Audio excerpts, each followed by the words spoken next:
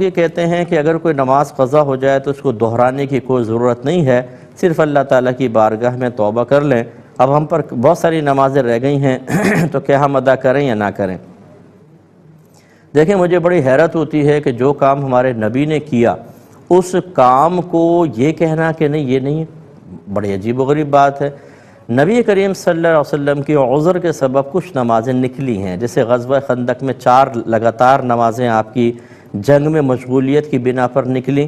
جیسے ہی فارغ ہوئے لگاتار نبی کریم صلی اللہ علیہ وسلم نے ان نمازوں کو ادا فرمایا۔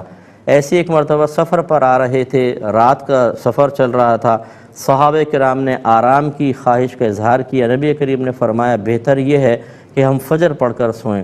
لیکن جب صحابہ کرام کی بہت زیادہ تھکن کے آثار دیکھے تو آپ نے ایک صحابی کو مقرر کیا، حضرت بلال کو، کہ آپ ہمیں فجر میں، پہلے تو فرمایا کون ہمیں اٹھائے گا؟ حضرت بلال نے کیا رسول اللہ میں اٹھا دوں گا۔ سب سو گئے اور حضرت بلال کہتے ہیں میں چٹان پر ٹیک لگا کر بیٹھا اور میری آنکھیں کب بند ہو گئی مجھے پتہ نہیں چلا۔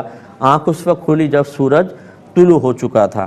تو رحمت کونین صلی اللہ علیہ وسلم بھی صحابہ کے ساتھ اس جگہ سے باہر نکلے، پھر وہاں پہ آگے جا کر جب وہ سورج بلند ہو گیا یعنی تو پھر آپ سب نے نماز کو قضا کیا، یعنی قضا کی ادائیگی کی۔ تو جب خود نبی کریم سے ثابت ہے کہ جو نماز نکلی آپ نے اس کو ادا کیا تو یہ منع کرنے والا کون ہوتا ہے؟